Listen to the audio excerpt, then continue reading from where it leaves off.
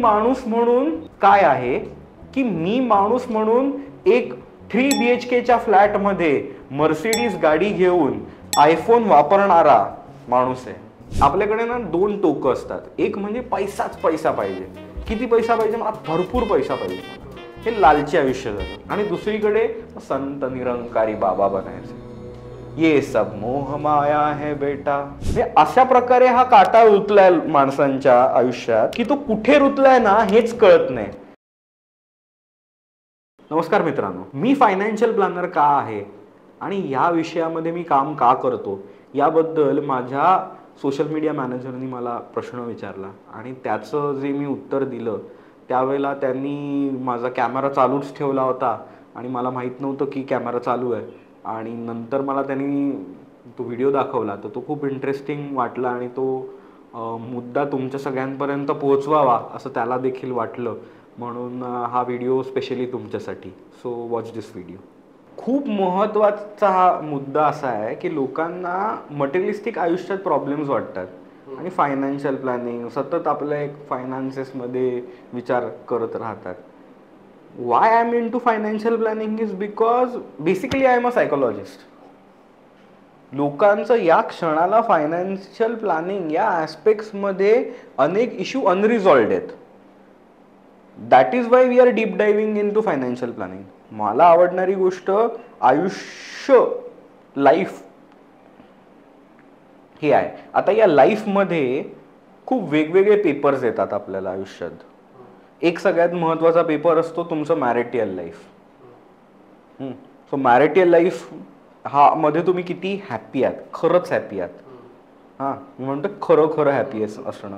लोकांना दाखवण्यासाठी म्हणून फेसबुकवरती लोक फोटो टाकतात, ॲनिव्हर्सऱ्यांना जातात, सगळीकडे जातात, बट तुम्ही तुमच्या पार्टनरला किती समजून घेताय, त्याच्यामधले जे तुमच्या एकमेकांचे ॲस्पेक्ट किती जुळले गेलेले आहेत, हा एक सगळ्यात महत्त्वाचा ॲस्पेक्ट. सेकंड ॲस्पेक्ट तुमचं तुमच्या पुढच्या पिढीबरोबर किती पटतंय. मुलांबाबत तुमच्या असलेल्या इच्छा, अपेक्षा, स्वप्न, मुलांची तुमच्या बाबत असलेल्या इच्छा, आकांक्षा, स्वप्न आणि ह्या किती मॅचअप होतात की नाही होत, त्यावरती तुमचा हॅपीनेस ठरतो. थर्ड, तुम्ही जे काम करताय त्या कामातनं तुम्ही किती हॅपी आहात. जर त्या कामामधनं तुम्ही हॅपी नाही आहात, फक्त घेऊन ठेवलंय घर आणि इतर गोष्टी, सगळ्याचा EMI भरायचा आहे म्हणून मला रोज जाणं आहे नोकरीवर. अनेक व्हिडिओज आपल्याकडे होतात अर्ली रिटायरमेंट बाबत. Why you want early retirement? If you love your job और if you love your profession by heart, तुम्हाला का रिटायर व्हायची इच्छा आहे? रिटायर इन 40s बिटीज, हे जे रिटायर इन 40s बिटीजचं जे सगळं मनात येतंय ना, because most of people are not liking what they are doing.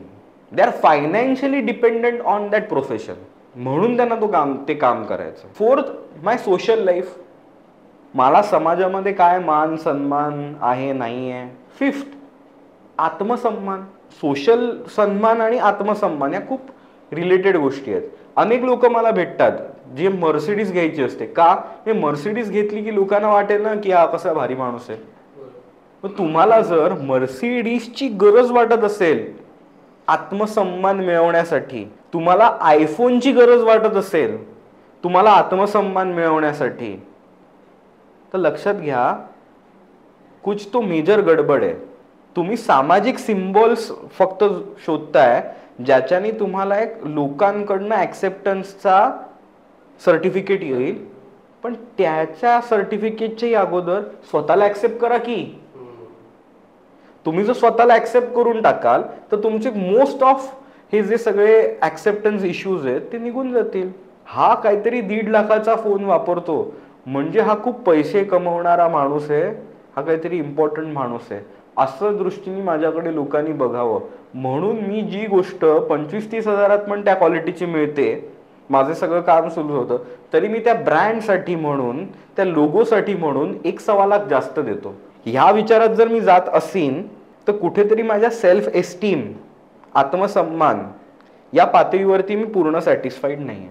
को अहम, मी कोण, मी या जगात का आलो आणि मी तो रोल पूर्ण करतोय की नाही करतोय. या सगळ्या, आता मी तुला जे सगळे ॲस्पेक्ट सांगतोय ना, या ऍस्पेक्टच्या क्वांटिफेबिलिटी नाही आहे. तुला मटेरियलिस्टिक आयुष्याने तुला जोडता येत नाही. तुझा चेहरा बघून हाय कसा आहेस तू असं जर मी तुला विचारलं मला हे नाही सांगता येणार आहे. मग मला तू राहतोस कुठे, तू बंगल्यात राहतोस का तू चाळीत राहतोस, तू गाडी कुठली वापरतोस, या सगळ्या ह्याच्यावरनं तू ब्रँडेड कपडे कसे वापरतोयस, आता या सगळ्या गोष्टींना काही सीमाच नाहीये ना. तुझ्या लक्झरियस जगण्याला आणि आयुष्याच्या ब्रँडिंगला काहीच हे नाही. आणि म्हणून तुम्ही जर बघाल तर लक्षात येईल तुम्हाला अगदी एखादी स्त्रियांची पर्स, उत्तमातली उत्तम पर्स 2 ते 3 हजारात येते, पण त्याला प्रीमियमाइज करून 12-15 लाखाच्या पर्सेस आहेत. ती 12-15 लाखाची पर्स माझ्याकडे असेल तर मी काहीतरी एक प्रीमियम लेडी वाटेन, हे जर वाटत असेल तर माझ्या आत्मसन्मानामध्ये नक्कीच गडबड आहे. मला त्या ब्रँडची गरज वाटते. म्हणजे मला विटॅमिन डेफिशियन्सी आहे आत्मसन्मानाची, सेल्फ एस्टीमची डेफिशियन्सी आहे. ती डेफिशियन्सी माझी कुठेतरी भरून निघते. ह्या सगळ्या ज्या गोष्टी आहेत ह्या सगळ्याची अकाउंटेबिलिटी कुठे मिळते, मटेरियलिस्टिक आयुष्यात. आता ह्या सगळ्याचं बिनसलंय पण मला कळतच नाही. अशा प्रकारे हा काटा रुतलाय माणसांच्या आयुष्यात की तो कुठे रुतलाय ना हेच कळत नाही. आणि त्यामुळे ते शोधत कुठे राहतात. मग मी ना 1 कोटीचा पोर्टफोलिओ झाला ना माझा तर मी खूप सुखी समाधानी आयुष्य छान जगणारा माणूस असेल असं वाटतं. आणि मग ते they chase for that 1 crore, they chase for माझं स्वतःचं घर नाहीये म्हणून मला असं वाटतंय, मग माझं एक स्वतःचं घर मी करतो. मग तरी मला प्रश्न पडतो ऐला तरी पण मला वाटत नाही. मग ना मी एक काम करतो, मी ना दुसरं घर घेतो, बघूया छान वाटतंय का, म्हणून मी दुसरं घर घेतो. असं करत करत मी रिटायर्ड होतो तरी मला छान वाटत नाहीये. छान वाटण्यासाठी घर नाही घ्यायचंय, छान वाटण्यासाठी गाडी नाही घ्यायची, छान वाटण्यासाठी मोबाईल नाही वाटायचं, छान तसंच वाटायचंय. घर गाडी मोबाईल काही नसलं तरी मला छानच वाटतं. आणि ह्या सगळ्या गोष्टी काय आहेत तर ह्या गोष्टी माझ्यासाठी जगणं सुसह्य करण्याचे फक्त टूल्स आहेत. मी माणूस म्हणून काय आहे की मी माणूस म्हणून एक 3 BHKच्या फ्लॅट मध्ये मर्सिडीज गाडी घेऊन आयफोन वापरणारा माणूस आहे. ही एक इमेज जपण्यासाठी म्हणून जर आपण चेस करत असू तर तुम्हाला काय वाटतं, मर्सिडीज घेऊन सुद्धा काही वर्षांनंतर सगळ्यांना कळतं की याच्याकडे मर्सिडीज आहे, ओके मग काय, मग तुम्हाला आत्मसन्मान मिळवण्यासाठी अजून त्याची प्रीमियम व्हर्जन घ्यावं असं वाटतं. चार्टर्ड फ्लाईटनी जरी गेलात, स्वतःचं विमान जरी विकत घेऊन राहिलात, पण जर मुळात प्रश्न तुमच्या आत्मसन्मानात अडकलेला आहे तर तो आत्मसन्मानाचा प्रश्न सोडवण्यासाठी पैसे नाही लागत. स्वतःला सन्मान द्या ना. स्वतःला तुम्ही देत नाही आहात हा मेन अडचणीचा मुद्दा आहे. आणि स्वतःला ऍक्सेप्ट करत नाही आहात. The way I am, the way I look, मी गोरा आहे काळा आहे, माझी दाढीची वाढ अशी आहे का नशी आहे, माझं हेअरस्टाईल अशी आहे का तसे आहे, जो जसा मी आहे आय लव्ह माय सेल्फ, जो आहे जसा आहे. ह्या गोष्टी ज्या काही याच्यातल्या काही गोष्टी आहेत या मला जन्मजात मिळाल्यात. माझं दिसणं, मी कुठल्या जातीत जन्माला येणं, मी कुठल्या समाजात येणं, या सगळ्या गोष्टी माझ्या हातात नव्हत्या. आता माझ्या हातात काय, मी स्वतःला फिट किती ठेवतो, मी माझं कर्तृत्व किती सुंदररित्या काम किती करतो, माझं कर्म माझ्या हातात आहे. ह्या सगळ्या गोष्टींचा ऍस्पेक्टचा जर विचार करायचा माणसाने ठरवला तर आपल्याला हॅपीनेस मिळणार आहे. आणि या ह्याच्यामधला एक महत्वाचा ऍस्पेक्ट आहे फायनान्शियल लाईफ. तुम्हाला आयुष्य सुंदर जगण्यासाठी पैसे हवेतच. म्हणजे आपल्याकडे ना 2 टोकं असतात. एक म्हणजे पैसाच पैसा पाहिजे, किती पैसा पाहिजे, मला भरपूर पैसा पाहिजे, मला हे लालची आयुष्य झालं. आणि दुसरीकडे संत निरंकारी बाबा बनायचे. ये सब मोह माया है बेटा वत्सा, ह्या सगळ्याचा विचार करू नकोस, असा हे एक टोक. नका संत निरंकारी बाबा बनू आणि नका लालची माणूस बनू की मला हवंय, नुसतं हवंय, किती हवंय काय हवंय माहित नाही मला, मला हवंय. असं लालची आयुष्य जगून पण काही फायदा नाहीये. पूर्ण निरंकारी सब छोड दिया मैंने, आता माझ्या मनात इच्छा आकांक्षा काहीच नाही उरल्या, हे सुद्धा टोकाचं जगणं आहे. ह्याच्या मध्ये येऊन माझ्या फायनान्शियल गरजा काय काय आहेत आणि त्यासाठीचे पैसे मी कुठे कुठे ठेवलेत, त्याची आत्ताची प्राइसिंग काय आहे, आणि जर मला काही वर्षानंतर लागणारे गोल्स आहेत तर इन्फ्लेशन प्रमाणे तेवढ्यापुरते माझ्याकडे पैसे आहेत का, ह्याची एकदा तयारी करून झाली माणसाची की माणसाने ह्या इतर जे ऍस्पेक्ट सांगितले मी त्याकडे वळावं ना. आणि त्याकडे वळता तुम्हाला यावं म्हणून फायनान्शियल प्लॅनिंग करायचं. So I want you to free up. I want to end this topic. All the influencers of influencers, तुम्हाला फक्त पैसा पैसा पैसा हा एकमेव ऍस्पेक्ट आहे. तुम्ही आता काय करा, तुम्ही आता टॅक्सचं हार्वेस्टिंग करा, आता ह्याच्यामधनं तुम्ही असा पैसा कमवा, त्याच्यामधनं तसा पैसा कमवा. अरे पैसा पैसा फक्त पैसा. आयुष्यात एकच पेपर नाहीये मला. मी 10वीच्या परीक्षेमध्ये फक्त गणित आवडतं म्हणून गणिताचा किती अभ्यास केला आणि गणितामध्ये बोर्डात पहिला आलो आणि इतर परीक्षेच्या पेपरना बसलोच नाही तर मी 10वीतला नापास विद्यार्थीच राहणार आहे गणितात पहिला येऊन सुद्धा. आणि आज आपल्याकडे अशी अनेक लोक आहेत जे गणितात पहिले येतात पण इतर पेपर्सची पूर्णच दयनीय अवस्था आहे आणि त्या पेपर्सकडे पूर्णपणे दुर्लक्ष करायचंय.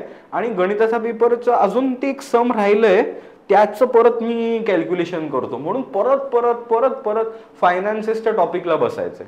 हे जे लोकांच्या डोक्यामध्ये अडकलेलं रुतलेलं गाडं आहे ते काढण्यासाठी मला फायनान्सेस मध्ये उतरून या गोष्टी सॉल्व्ह कराव्या लागतात.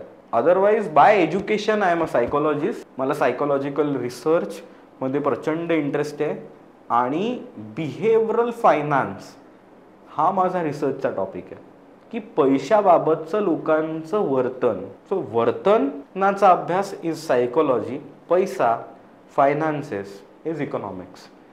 सो ह्या दोन विषयांमधनं माणूस ज्याला विचार करत असतो तर त्याच्यामध्ये तुमची अँथ्रोपॉलॉजी आली, मानववंशशास्त्र आलं, इमोशनल इंटेलिजन्स आला, तुमचे त्याबाबतच्या तुमच्या आवडी निवडी, तुमचे समज गैरसमज, तुमचे इतर आयुष्याचे ऍस्पेक्ट हे सगळे आले. आणि ज्या वेळेला तुम्ही पैशाबद्दल चर्चा सुरू करताना त्याला एक अत्यंत महत्वाची गोष्ट आहे की आपण 2 लाख वर्ष या भूतलावर होतो. त्याच्यातली फक्त 8 ते 9,000 वर्षामध्ये आपण शेती करायला लागलो. म्हणजे आपल्या सिव्हिलाइज आयुष्याला 10,000 वर्ष झालेत. फक्त 10,000च्या वरती आपण सिव्हिलाइज आयुष्य नाही जगलोय. 1,90,000 वर्ष आपण जंगलामध्येच राहिलोय, शिकारी बिकारी केल्यात, कंदमुळं शोधली आहेत. गेल्या 10,000 वर्षामध्ये आपण सिव्हिलाइज जगायला लागलो. विचार करा 10,000 मोठे का 1,90,000. सो ज्याला मी फायनान्सेस, इन्व्हेस्टमेंट, पैसा हा विषय ज्याला सुरू करतो ना त्याला तुमच्या मनामधला, तुमच्या मेंदूतला कुठला पार्ट ऍक्टिव्हेट होतो, डेथ थ्रेट जर तुम्हाला देऊन तुमचा मृत्यू होणार आहे अशा पद्धतीने जर विचार करणार आपण असू त्यावेळेला तुम्ही जो मेंदूतला पोर्शन वापरता एक्झॅक्टली तो पोर्शन तुमच्या पैशाबद्दलचे निर्णय आणि विचार करताना तुम्ही वापरायला घेता. आता लक्षात घ्या तुमच्या मृत्यूबद्दल तुम्ही किती सेन्सिटिव्ह असणार आहात, तुम्ही किती इमोशनल असणार आहात. तिथे फ्लाईट ऑर फाईट 2 रिस्पॉन्सेस येणार आहेत.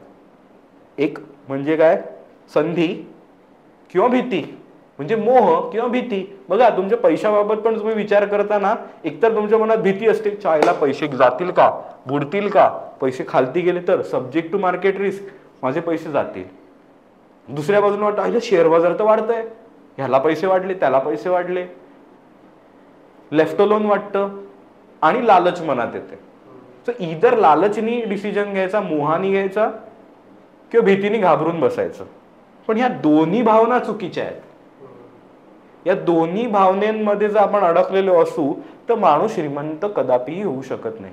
या दोन्ही भावनांना आपल्याला ट्रेन करावं लागतं. अँड दॅट इज मानवी संस्कृती. भीतीला आपल्याला ट्रेन करून सावधपणा आणावा लागतो. लालच, मोह या भीतीला ट्रेन करून आपल्याला आकांक्षा या भावनेपर्यंत पोहोचायला लागतं. आणि आकांक्षा आणि सावधपणा या पातळीवरती ज्यावेळेला आपण आणून आपल्या आर्थिक नियोजनाच्या पातळीवरती होतो त्यावेळेला तुमचं आर्थिक नियोजन रॅशनल होतं. अदरवाईज तुम्ही एकदम मृत्यूच्या भीतीने तुमचे पैशाचं मॅनेजमेंट करत असता. बिकॉज पैसे हे तुमच्यासाठी तुमच्या मेंदूसाठी ना शिकार आहे, फूड आहे. आणि हे जर गेलं तर मला जगताच येणार नाही. हे हातातनं निसटलं तर मी जगायचं कसं? So I am very much insecure about my money and that is Y I am very emotional about it. आणि मी तर ह्याबद्दल सोडा, मी 9-10 हजार वर्ष झालेत फक्त मला सिव्हिलाइज जगण्यात. मग माझ्या जीन्समध्ये फायनान्शियल मॅनेजमेंट हा टॉपिक येईल कुठून? माझ्या आजोबांनी केलंय, पणजोबांनी फायनान्शियल मॅनेजमेंट केलंय. कोणी केलंय फायनान्शियल मॅनेजमेंट? आत्ताची पिढी तर कुठे शेअर मार्केट आणि इन्व्हेस्टमेंट करायला लागली. तर तुमच्या जीन्समध्ये काय अंतःप्रेरणेने तर ह्या गोष्टी सुचणार नाहीत. आणि याबद्दलचं एज्युकेशन तुमचं झालं नाहीये. सो तुमचे हे जे काय डिसिजन्स होणार आहेत they are bound to fail because you are not trained. Knowledge नाहीच आहे.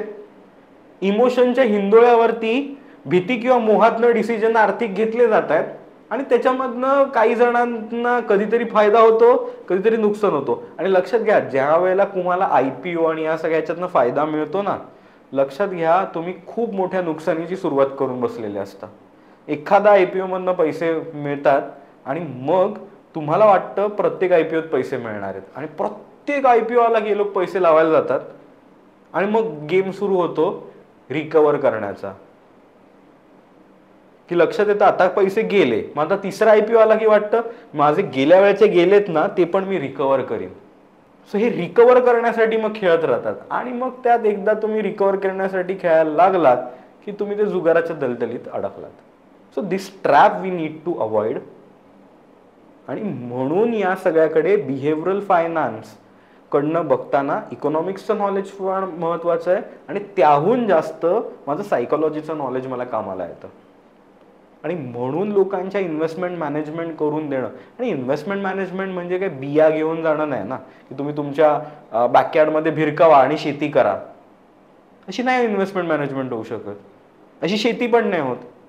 तुम्हाला त्या शेतीची निगराणी करावी लागते, खत पाणी घालावं लागतं, त्याच्यामध्ये तुम्हाला किती फर्टिलायझर घालायचंय, टेम्परेचर प्रमाणे किती इरिगेशन पाणी द्यायचंय, क्लायमेट काय, कधी पाऊस पडतोय, कधी हे होतं, याप्रमाणे त्या झाडाची तुम्ही काही वर्ष देखभाल करता, त्यावेळेला त्याला गोड गोड फळं लागतात ना. Same with investment. 4 चांगले फंड सांगा, ते 4 चांगले फंड तुमच्यासाठी चांगले आहेत की नाही ह्याच्यासाठी तुमचं रिस्क ॲपिटाईट काय हे समजून घ्यायला लागतं ना. मला क्रोसिनची गोळी कोणाला उपयुक्त आहे? ज्याचा ताप आला, डोकं दुखतंय, पोट बिघडलंय, त्यांनी जर क्रोसिनची गोळी घेतली, क्रोसिनची गोळी चुकीची आहे का? चुकीच्या आजारासाठी घेतली आहे. तसंच फंड्स कुठले चांगले आणि वाईट नसतात. फंड त्याच्या पर्पजनी बनलेले आहेत आणि ते त्याच्या रस्त्याने जाणार आहेत. तो रस्ता तुमच्या फायनान्शियल रस्त्याला मॅचअप होणारा आहे का हे ताडून बघायला हवं. फक्त पास्ट रिटर्न छान आहेत म्हणजे मी ह्याच्यात इन्व्हेस्टमेंट केली पाहिजे, but that is happen in past economy. हे मला या इकॉनॉमीमध्ये आणि येत्या काळामध्ये काय होणार आहे त्या प्रमाणाचं डिसिजन्स आखायला हवेत आणि त्याबाबत रिस्क ॲपिटाईट मला आहे की नाही हे तपासून हे इन्व्हेस्टमेंट्स केल्या पाहिजेत. सो म्हणून याच्यामध्ये मी प्रोफेशनल सल्ला घेतला तर माझ्या या इन्व्हेस्टमेंट्स अधिक फलदायी होऊ शकतील, माझा फायनान्सेस खूप चांगल्या प्रकारे वाढू शकतील आणि एकदाचा माझा फायनान्सेसचा टॉपिक आहे ना हा हातात येईल, कंट्रोलमध्ये राहील, so that I can look upon my other aspects of life. आणि ह्या अदर ॲस्पेक्ट्स ऑफ लाईफकडे लोकांनी बघावं म्हणून फायनान्शियल मॅनेजमेंट करा.